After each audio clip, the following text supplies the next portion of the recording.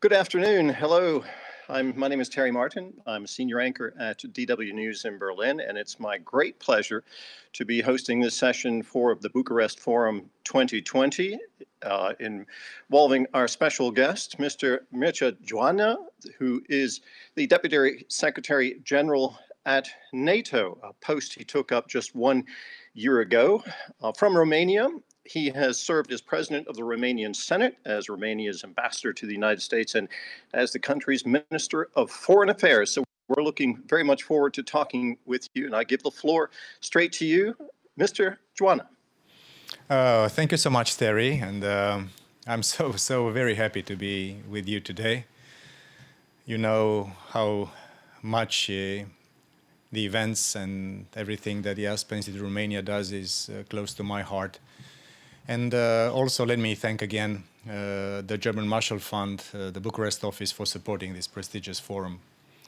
And also I welcome participation of so many great speakers, moderators from all walks of life, and also a very large number of the European and global network of Aspen Institutes.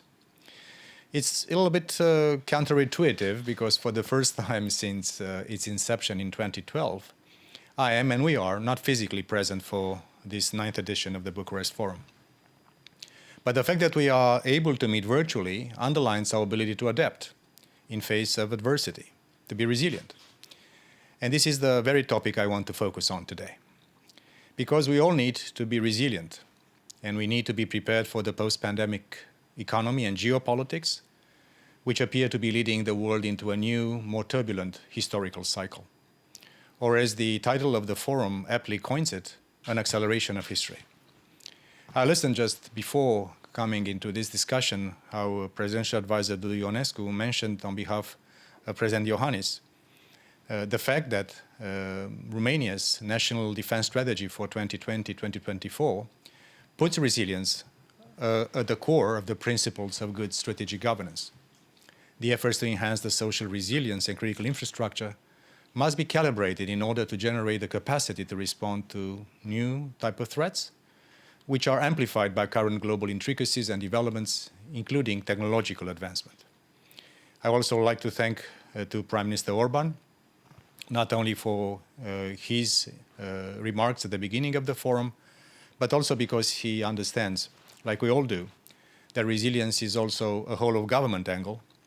And also I would like to thank Romania here from NATO headquarters for the concrete contributions to the broader allied efforts. Because Romania is indeed a vital NATO ally. Its commitment to our alliance is continuously demonstrated by the central part our country is playing in the overall deterrence and defense posture of the alliance. Its contribution to allied operations and missions, as well as the truthful involvement in the debate about the future of the alliance. You see the logo NATO 2030 just behind me. Ladies and gentlemen, this year has been an extraordinary year of change. The coronavirus has had a deep impact on all of us. Most obviously, this is a health crisis, but it has proved to be much more than that. The global lockdown and the restrictions that we live with every day affects us politically, economically, socially, and strategically. The economic impact of COVID-19 will be far greater than that of the financial crisis just over a decade ago, from which many of our nations and communities have only just recovered. It would be unfortunately felt most by the young and the have-nots in our societies. The full implications will not be known for many years, but they will be profound. It is fundamentally changing the way we work, where we work, and how we interact with each other. It is affecting the way our children go to school, how we socialize with our friends and families, and how we organize our lives. It is also shaping our security, even the idea of what security means. Traditionally, security issues discussed at conferences like this and dealt with in the corridors of NATO have focused on military operations, troop movements, or preventing terrorist attacks. There is still much to discuss these kind of things, especially here in the Black Sea region, where we see Russia continuing its attempts to establish a sphere of privileged influence with its military buildup, exercises like the recent Kafkas 2020, the frozen conflicts on the territory of close partners of NATO, like Ukraine, Georgia, and Moldova. And also, this was highlighted by a recent study on Russia, NATO, and the Black Sea security, which was just published by this great organization. And of course, we see these very days the ongoing conflict in Nagorno-Karabakh. Also, we see the protests of people's rights to choose in Belarus and political upheaval in Kyrgyzstan. But the nature, the very definition of security threats is changing. Today, competition between nations often becomes in more subtle forms. Disinformation campaigns, election interference, cyber attacks, foreign direct investment. This is the return of political warfare. Military and non-military threats overlap with each other, and they also compete for political attention and resources. We are also now more concerned than ever about the security implications of climate change. The NATO Secretary General Jens Stoltenberg just gave a speech on this subject only last month, in which he set out the very real security threats that emanate from our changing climate. Drought, floods, and other extremes of weather are making life increasingly difficult for people around the world, fueling conflict, exacerbating existing threats, adding pressure on natural resources like food, water, and power, and yes, driving migration. The fall in the price of oil we have seen this year, which looks set to continue, will have a dramatic impact on those nations that depend on the sale of oil and gas to fuel their economies, especially as more countries commit to achieving net zero emissions and moving away from fossil fuels towards renewable forms of energy. How those countries will react remains to be seen, but there are also certainly risks in this realm too. These changes are compelling countries across the alliance and around the world to reassess their defense and security strategies. They are reaching beyond the traditional defense matters to issues of the economy, health, climate, disruptive technologies, and critical infrastructure. And ensuring their nation's resilience is a top priority. Also, at the level of the European Union, they engaged in a similar process. The strategic compass is a good example of the work done on the other side of the city. It is important that NATO and EU continue to work in an ever closer strategic partnership, and that the lessons learned from this crisis brings more convergence on our strategic culture. NATO, too, is looking to the future. Last December, NATO leaders asked Secretary General Stoltenberg to reflect on how to make our alliance even stronger, even more successful. So earlier this year, he launched a process called NATO 2030. It will help our alliance to be stronger politically, bringing more issues that affect our security to NATO's table, even if sometimes discussions are not easy. We should continue to be even stronger militarily, so we have the capabilities to deter and to defend ourselves whenever necessary, on land, at sea, in the air, in space or cyberspace. And we have to be more global in our approach. This doesn't mean a global presence of NATO, but NATO, of course, will remain a regional organization, but working ever closely with our partners around the world to defend our values and way of life is paramount for our continuous success. This is essential as we deal with an increasingly broad definition of security, with threats not only coming from any point of compass, but affecting the entire world at the same time, like we see today, COVID-19 or climate change. If we are to weather these storms and meet the challenges of the future, then the transatlantic relationship that has been the beating heart of NATO for over 70 years must deepen even further. Because the challenges we face are far greater than any single country can meet alone, no matter how strong. But the beauty and value of the NATO alliance is that no country is alone.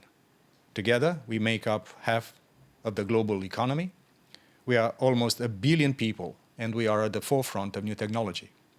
In fact, if there is a positive to be taken from the current crisis, is the acceleration in the adoption of new technologies, which benefit our security. NATO's challenge, and our opportunity as well, is to ensure we fully adopt and exploit these new technologies and gain the maximum benefit, while also planning and preparing for additional vulnerabilities they may bring.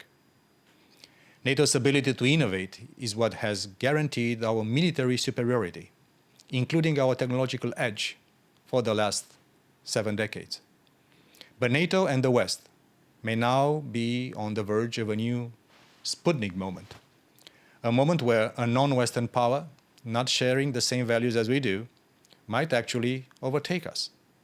So we must redouble our efforts and focus on investments even more on new cutting-edge capabilities. We also have to ensure that NATO allies coordinate as they develop the new technologies. Never before has the issue of interoperability been more important. A ship from one country can always sail next to a ship from another. But if they are unable to share information, if their radar and tracking systems cannot communicate, they may as well be in different oceans. Beyond our efforts within the alliance, we also have to engage with those who are driving technological innovation in the private sector, with defense industry, with the big tech companies, and sure, with the small startups. Science and technology is increasingly becoming a formidable instrument of political power. Maintaining NATO's technological edge is key for the enduring success of our alliance. This also means making the most of the talents of all our people, including and especially here in Central and Southeastern Europe. We have so many talented people, young people, smart people, who cannot only help to transform our militaries, but also our societies. It is vital that we invest in them, train them, support them, and encourage them to stay in their home countries, and also to return to their home countries for the benefit of all of our people. But no matter how strong we are militarily, it alone is not enough.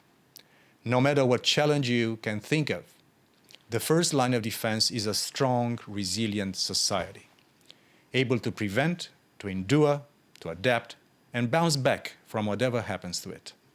So we need to place a far greater emphasis on resilience in the years to come. NATO allies have already agreed high standards for the resilience of our societies in areas including the continuity of government, secure transport and communications, including 5G, energy, food, and water supplies. And we are working closely with the EU on this because ultimately, although resilience is a national responsibility, it is also a collective effort. As part of NATO 2030, we want to see how we can strengthen these requirements. We will discuss this at the meeting of NATO defense ministers later this month and look forward to agree further requirements at the next NATO summit in 2021. I very much welcome the study on national resilience presented by the Aspen Institute Romania for this forum. And I'm also especially pleased that the Aspen and GMF young professional from our networks will participate in the first ever NATO Youth Summit this November, where Secretary General Stoltenberg will be addressing the young generation of our community. So resilience is like a muscle. It needs to be trained and exercised to keep it strong. And NATO has been working these muscles for many, many years. Article 3 of the Washington Treaty, NATO's founding document, places a duty on all allies to work to make themselves more resilient. When the document was drafted, of course, they were concerned with an armed attack from the Soviet Union. But today we need to be resilient against a far broader range of threats. Resilience must be at the very core of our societies and of our security. But this thing, and the thing that is most important, that most sets a robust, resilient society, a robust citizenry, apart from one will crumble under pressures, and things that are keeping us together, the glue of our alliance, the glue of the political West, are our values. Because a society that is based on freedom, democracy, and the rule of law, where people are free to act and choose as they will, a just society where people trust the institutions and the people who govern them. That is a resilient society. We know this well in Romania and other countries of Central and Eastern Europe.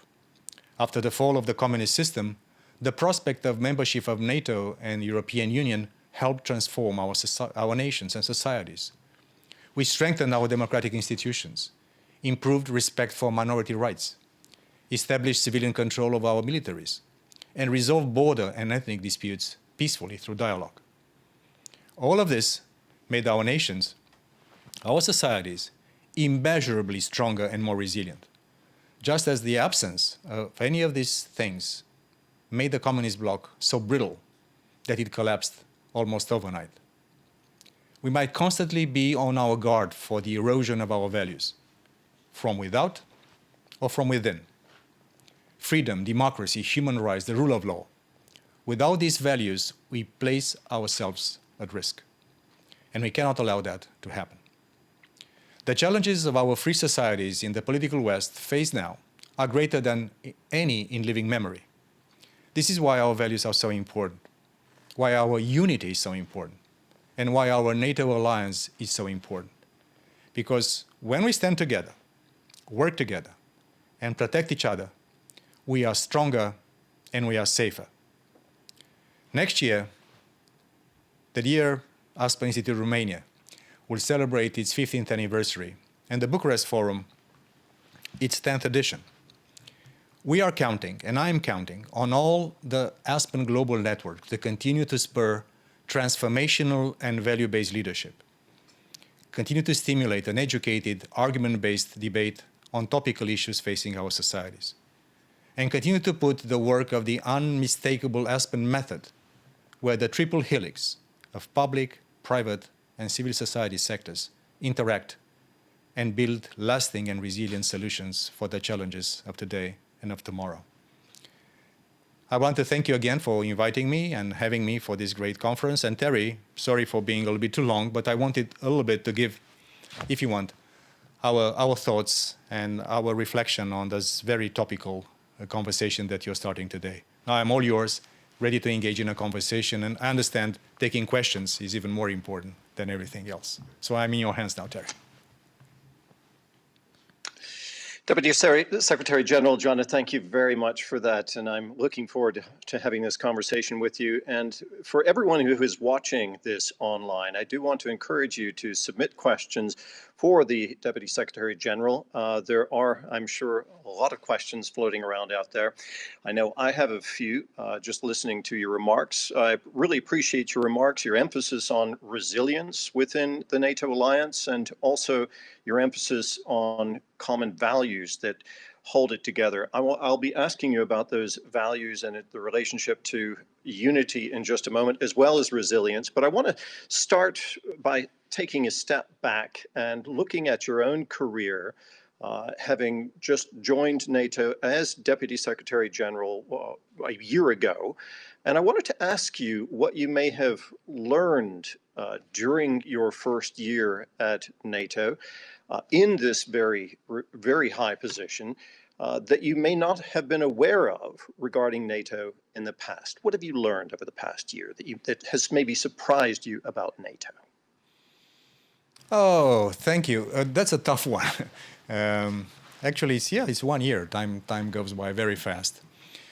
If I would be putting this exceptionally dense, convoluted, and turbulent year in perspective, I would say that myself, and here at NATO, all of us, we should be always prepared for the unexpected. Be ready at any single moment, like we have been for 71 years successfully, to make sure that any kind of crisis, non-military crisis, would not transform into a security and military crisis. That's the fundamental thing that I've learned in this 1 year. That the world is really accelerating, that the transformation in geopolitics, geoeconomics, geotechnology, and in our societies, the conversation about our own democracies, the discontent of our young public and also many of our citizens on the way in which they are governed, the injustice in our societies, that all these things come together. And again, the business we are in NATO, and this is why we are so successful, is to make sure that we don't allow an overlap of multiple crises and the conditions for a perfect storm are not met. And so for the time being, this year, NATO has responded wonderfully well at the pandemic. We show solidarity, we helped each other, not only within the alliance, but also our partners and friends and neighbors. I was impressed to see this surge of solidarity. And I would like to thank again our military, our men and women in uniform that have been at the forefront together with our medical doctors, with the other professionals, the forefront of our common defense. So 1 year, which is, so tense, so agitated, so full of surprises, that also teaches me that NATO is ready to face any surprise. Hopefully less of these surprises in the future, but we are ready and we are agile and resilient. It has been a year full of surprises. We've had Nagorno-Karabakh coming up just recently, Belarus, the tumultuous developments there, which are still ongoing. We've seen conflicts in the Eastern Mediterranean involving two NATO partners. This is still an issue that's being resolved. I know NATO is working very hard on trying to build a facility to accommodate some sort of reconciliation there. Those are all threats that NATO has to contend with to stop these things from getting out of control. Of course, COVID-19 as well. You bring to this job a very specific perspective because of your background in the Central and Eastern European region. You are the first person to become NATO Deputy Secretary General from any country that joined the alliance after the end of the Cold War. What does that tell us about NATO's relationship with the countries of Central and Eastern Europe? Let me just refer to one of the recent involvements of NATO and of our Secretary General in this complicated political and strategic situation to the east and to the south. Secretary General Stoltenberg just visited the previous days Ankara and Athens. NATO has brokered, if you want, between these two allies of ours, a deconfliction mechanism in the Eastern Mediterranean. There was a moment when things were becoming complex. I have to say that also the value of what we do in NATO, that we also are in coordination with the rest of the allies.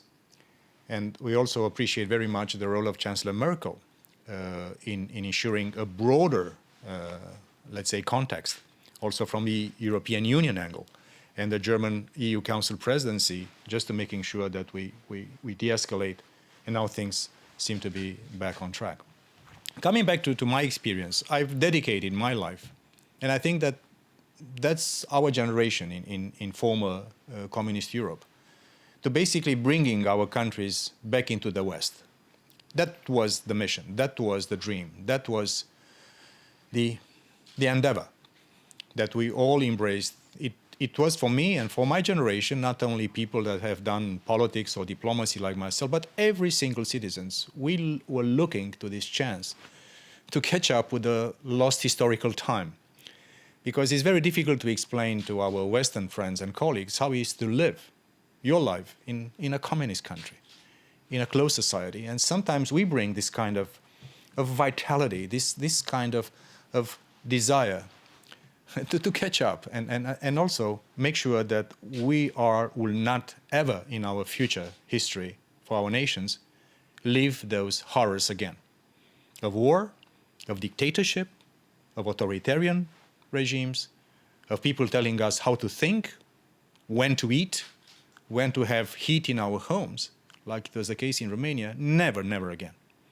So I think my position here is a reflection of the fact that our countries have matured, that we gained influence, that we also start to learn the game, how it is played, because that's a sophisticated, complex operation.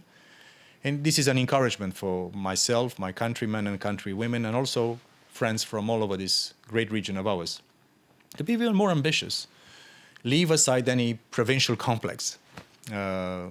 We have come to an age, and I think our obligation is to make sure that Europe and the transatlantic bond remain strong. This is part of our deep desire. This is also part of our philosophy of life. And as we sense that the moments that we are facing today and the years to come will be even more tumultuous, even more, with more trepidation, I think our part of Europe will bring that indispensable ingredient of vigilance, of resilience, and a deep sense of belonging together after such a long separation from our natural family, like the communist years. NATO has expanded massively since the Cold War. It now has 30 members. It's a very diverse grouping, and it has become so diverse and so large over a relatively short period of time. I wanted to ask you how the alliance is coping with the strain of that expanded size and diversity. We're doing okay. Look at me. I'm doing okay. And of course, growing in number, growing in diversity of geographies, of strategic cultures, of historical experiences, in level of economic development, in level of capacity of governance, also also in terms of culture, in a way, because these 4 or 5 decades of communism really changed somehow the psyche, the way in which we think and we relate to life, with good and bad things, because sometimes us in Central Eastern Europe, we cherish belonging to the political West probably even more than the ones who take this for granted. They've never lived a different experience. So that's a plus and a minus. But I would say that we are exceptionally successful at working at 30. I see this every day. Even difficult topics, even difficult political conversations are dealt with in a sense of coherence, of respect of each other's positions. We also have seen the militaries in the new NATO allies transforming in a spectacular way. And also some of them developing cutting-edge capabilities and also being present in so many NATO missions and operations. If there is one thing that I mentioned in my speech that is to be kept in mind as we move into this massive technological transformation of our societies, including of military warfare, and the way in which technologies are impacting on our lives, we have to make sure that interoperability between the allies that have massive scientific, technological, venture capital markets, deeper, broader.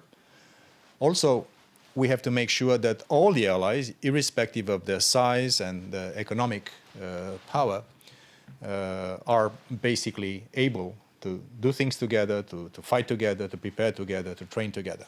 This is something that we do. I'm also chairing the innovation board in NATO, and together with all my colleagues all around the alliance, we are doing this. And I'm also seeing something that we know, especially in Central Eastern Europe, the huge human talent that is abundant over here. So probably in terms of exact sciences, in math, in physics, in biology, in chemistry, in IT, all these things. Also because communism was distorting so much the liberal sciences. Everything was Marxist or some form of dubious ideological addition to that.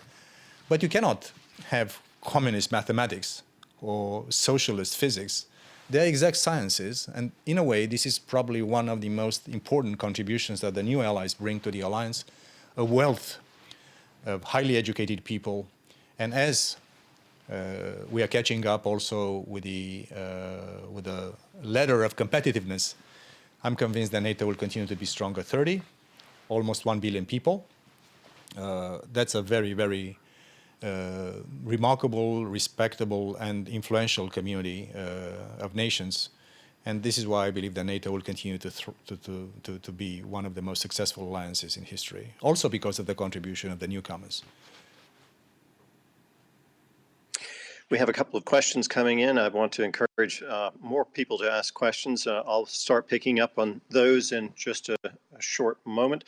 But just one more question from me first. You mentioned that NATO is an alliance of countries of shared values. You mentioned specifically human rights, democracy, the rule of law. But NATO is also a collection of countries with shared interests. The primary binding interest, of course, being to preserve the security, to assure the defense of the countries, which includes a shared clause of mutual defense, the famous Article 5 clause that says if one country is attacked, others come to the defense. I just want to ask you again, about the sense of unity within NATO with respect to those shared values. Do you see sufficient unity within NATO with 30 members on the question of shared values, also in Eastern Europe, or is this an issue that you are having to address within NATO yourself? As I mentioned, NATO is a unique organization because there's no other organization that is putting as its fundamental mission to preserve the security and the peace of our citizens. And that's why Article 5 is so sacrosanct. But it's not only Article 5 which is important in the Washington Treaty. Article 3 on resilience, the top one, on values. So we should read the Washington Treaty as a whole. It's a masterpiece of legal work. And the fact that it's so enduring over time is a testament to the brilliance of our founding fathers. But not always things are perfect in NATO. And I think it would be a mistake for us to try to project an image of an alliance that is so homogeneous and so smooth in everything. No, because you mentioned we have nations within the alliance have also specific strategic national interest. They have specific geographies. They are facing specific challenges. Our allies to the south, of course, they are more concerned about the risk of migration, about the risk of terrorism, all these things that are emanating from a very unstable Middle East and also from a growing competition, geopolitical competition over Africa. Allies to the east, Romania included, also our Baltic friends, our Polish friends, everybody on the eastern flank, of course they are concerned, as all of us, but more concerned because of geography and historical memory about the aggressive stance of Russia. We also see new challenges coming from many other directions, from space. We have declared NATO in London when our leaders last met last December. We declared space as an operational domain. We have declared cyber as an operational domain. So my point here is that when it comes to things that are about life or death, when it's about peace or war, when there is something so profound, allied nations always have the resources, the political resources, the interest to come together to a common position and be able to continue to be strong in military terms, strong politically, and also to play this global role. So NATO is in a way unique, also because, to tell the whole story, because it's the only organization that brings North America and Europe together. And this indispensable transatlantic bond is something that we have to cherish and preserve and strengthen and deepen, because no country alone, nor Europe, nor America alone, are strong enough today and big enough today, also economically, and in time probably also militarily, to cope with formidable rivals and challenges that are competing not only for global supremacy, but also for the commanding heights of the way in which societies are organized. And as a guy coming from my part of Europe and having lived under communists half of my life, I do not want to see a proposition again that autocratic nations are basically imposing their rule on all of us. So that's why NATO is so important. It's unique. We have to continue to invest in it. We have to continue to cherish it. We have to continue to speak about it. We have to continue to engage with the younger audiences, not only preach to the choir. Also because also strategic communication is so important for us. And I think we are doing a very good job in that direction too. You mentioned interoperability early on within NATO. You also talked about unity and NATO's relations with Russia. Well, those three elements come together in the case of Turkey, one of NATO's most important and largest partners, and Turkey being in a part of the world that is currently in turmoil, right next to Syria. Also in its relations with Europe and migration at an issue there. We've got a question from Mr. Laurel Lazar saying, you mentioned interoperability. How is Turkey's acquisition of the Russian S-400 Triumph systems going to impact NATO policies? How is NATO dealing with this issue of one of its biggest partners buying into a Russian military equipment ecosystem? No. Turkey is obviously a very important ally with a geography and geopolitical positioning that is very, very important. As all the other allies in the southeastern part of the alliance are equally important, like Greece, like the other allies in that part of this very, very complicated conundrum of situations. Having said that, when Secretary General Stoltenberg visited Ankara just the other day, he raised the issues of the S-400 systems to the top leaders in Turkey, expressing the concern we have in NATO, and also other allies have the same concern about the risk of integrating a system that into a NATO system, and thus making our capabilities and our deterrence be eventually jeopardized. Of course, there's a national sovereign decision. It's not up to NATO to tell to our ally nations what to do and what not to do in practical terms. But I think the concern we have about this one has been expressed very clearly by Secretary General, has been done repeatedly. And of course, we hope that as the ongoing conversation also with our US allies and also with our Turkish allies, that the solution could be found in order to avoid complications for the missile system and defenses that also Turkey is relying upon from NATO. So sometimes there are sensitive issues that do appear. We're not trying to hide them or to run away from those. That's an issue that is still very much on the forefront of our attention. We have another question. Unfortunately, can't tell you who it's from. This is from an unidentified watcher of this, but someone who has contributed what I think is an interesting question and particularly relevant for you, given your experience in Romania. The question is, what do you think about relations between the Republic of Moldova and NATO? What is the most effective way to give clear direction based on democracy and European integration in post-Soviet countries in general? That's the question. I'll just leave it at that, uncommented on my part, and let you mull that over. You can maybe help our viewers understand just where Moldova is in relation to the European Union and to NATO. Listen, the Republic of Moldova is a partner of NATO. We have around 40 partnerships all around the world, from the Asia Pacific, of course, around the Black Sea region, very, very deep, enhanced opportunity partnerships with Ukraine and Georgia. We have a vibrant partnership with the Republic of Moldova. So NATO is very clear. Number one, we respect the Republic of Moldova's decisions in terms of their strategic alignments. They have a stipulation in their constitution about not being part of military alliances. We respect that. Having said that, over the last 20 years, we've been assisting the Republic of Moldova in building stronger institutions, bringing more professionalism to the armed forces. We are now developing a program of bringing good governance and transparency and a Western way to conduct the business of government in many things.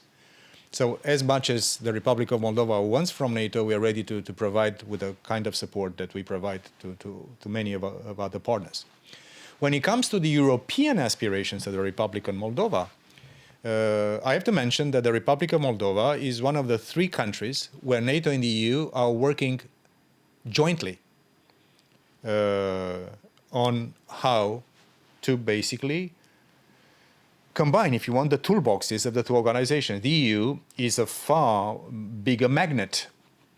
And we have seen also the transformations in the foreign trade of the Republic of Moldova since the European Union has granted the Republic of Moldova and Ukraine and Georgia the status of being associated also in terms of the single market.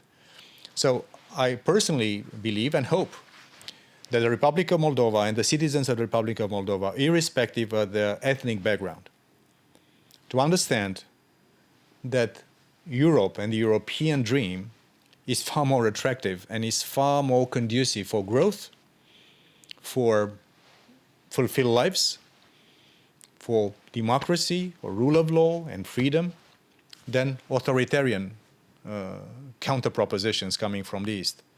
It's up to the Republic of Moldova and its citizens and its leaders to decide which way to go.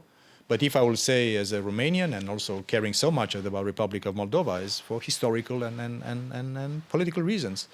I think there is no match between the magnetic attraction of the political West and the counter proposition that might be offered by others. And I think, like in Belarus, that we should allow these nations to choose in a sovereign way, in a free way, the direction they want to go. And these things about spheres of influence, we are very much against this concept that there are spheres of influence, and a nation, just because of the curse of geography, is basically blocked or barred from choosing its own destiny. This is very much against the very DNA of the alliance and the European Union. You mentioned Belarus. This is obviously an important current issue for NATO right now, not only because Belarus is on NATO's borders, it's on the periphery of NATO. It affects NATO countries neighboring it, particularly Lithuania being very much involved and affected by it at this point. But I wanted to ask you regarding Belarus, what has NATO done to assure that the claims by the current Belarusian president, Lukashenko, that NATO is building up its forces and is threatening Belarus, how have you approached that issue to de-escalate and assure that which I understand to be disinformation, has not gained traction? Oh, it's huge disinformation, and it's if you want, the manual of leaders in a difficult situation, coming from a communist past to cry wolf, and saying that the West, NATO in this case, are fomenting and planning for things. No, NATO is doing absolutely nothing. Everything we do is purely defensive. We have a presence in the Baltic countries, in Poland, which is a reaction and a consequence of the Russian illegal occupation of Crimea and the illegal war in eastern Ukraine. That's a totally different ballgame. So we flatly reject this disinformation. That's totally fake news. It's a sort of a desperation into this. We have absolutely no plans. We are just planning in a very defensive way, and it's just in a way, we are taking these statements from Mr. Lukashenko as the statements of someone who tries to find imaginary adversaries in a very difficult situation. And by the way, I'm also happy to seeing the list of speakers at the Bucharest Forum, to see also one of the most prominent leaders of the Belarusian opposition be present at the Bucharest Forum, and I think giving the Belarusian people the chance to choose their leadership and their destinies is something that we all should encourage, irrespective of where we sit and which organization we represent. Svetlana Tikhanovskaya, whom you may have been referring to there, who many believe won the Belarusian election and who is now in exile and leading an effort to try to bring about a peaceful transition of power within Belarus. And indeed, she is talking about also trying to dispel the notion of spheres of influence in the region between the West, in quotation marks, and Russia, or the US and Russia, if you will, back into a bipolar situation. Yet, Russia does continue to play an extremely important role on on NATO's periphery. The narrative that we heard from Lukashenko about NATO forces building up on the border to Belarus and posing a threat is something we're hearing from other sources as well, including in coming out of Russia, disinformation. This is a common narrative. How do you break out of this spheres of influence narrative? What is NATO's public relations, strategic communication strategy on that?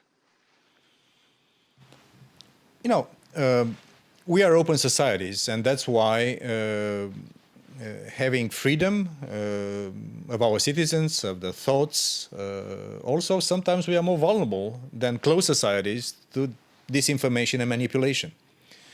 This is something we have to cope with, and that's why fighting disinformation, NATO and the EU, also NATO, the EU and the G7, we are working very closely together just to make sure that the fact that we are open society is not, abused and used by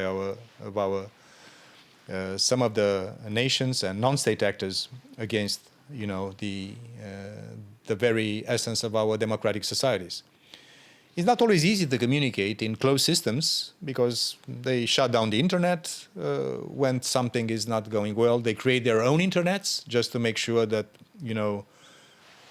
professional journalists and free flow of opinions are not reaching to the populations. But I would also argue that it's impossible to stop people from thinking, people from aspiring to more freedom, to more prosperity, and also to a fulfilled life. So this is why the spheres of influence is such an antiquated, concept, looking from a NATO and EU perspective, because in the end, irrespective how much controlled democracy, authoritarian techniques, Big Brother techniques, surveillance of your own citizens, trying to stifle opposition, who would have thought only a few months ago that we'll see hundreds of thousands of youngsters and people in Belarus taking the streets to fight for democracy, not for joining the West per se, but just fighting for the fundamental right to choose your leaders. This is why I'm absolutely convinced. This is also part of my deep conviction, not only as a NATO, high-ranking official, but also as a human being, as a citizen of my country, Romania, and also of the political West, that if we are resilient now, that if we really also upgrade our democratic systems, that we also look into our economic systems, and if we continue to evolve, open societies are always more conducive for prosperity, for talent, for innovation, for success. And that's why I believe that this competition, which is raging right now, between democratic systems and closed authoritarian systems, we will prevail. Just because human beings thrive in open societies, and they tend, to be the opposite in closed societies. So I'm a strong believer in our capacity to continue to pursue that. And also for the neighbors of NATO, to the east, to the south, not everybody will be in the position to join the alliance per se. There are also political issues. That's why for NATO, the open door policy that worked wonderfully well for many of our countries is something that is there. We just received recently our 30th ally. So I think NATO and European Union, US, Canada, and all of Europe, democratic Europe, we continue to be a very, very, very attractive proposition to many of the nations around us. This is very interesting. We're approaching the end of our session. Unfortunately, we're almost out of time. But one more question in terms of how people think about democracy or open systems versus closed systems. This is also a challenge for education. One of our viewers is asking. He's pointing out. This person is pointing out that access to education and employment adds to stability and security as well in the long term. The question is, what is NATO 2030's perspective on building resilience through education and involving the younger generations in decision-making processes? I was wondering if you could reflect on that. No, thank you for the question. That's a very profound question, because in the end, as I mentioned before, sometimes we tend to take the situation as it is for granted. No, especially the young generations in no matter the historical time, but especially now with this fantastic hyper acceleration of history, they are far more critical of the status quo. They're questioning these things, and they're right to question. And they're right to ask tough questions. And they're right to pressure the political leaders and governments and institutions to deliver better, faster, and also to provide answers to their concerns. Also, of course, the older generations that are now so vulnerable also to this pandemic, they also have rightful similar questions. So what I'm just saying, that's my deep conviction, that if democracy and free markets are to continue to be the dominant proposition to the world, we have to continue to rejuvenate this. We have to continue to be critical against ourselves and make sure that the legitimate concerns of our public opinions are taken into consideration. This is also why NATO, Secretary General Stoltenberg on November 9th, it's opening the first youth summit that we've been doing ever. This is why our communication strategy and also our policies are going to much younger audiences. We are not going exclusively to the platforms and think tanks and corners of our national governments that are doing only traditional national security. We are broadening the scope, and the conversation has to continue. Education is paramount into this.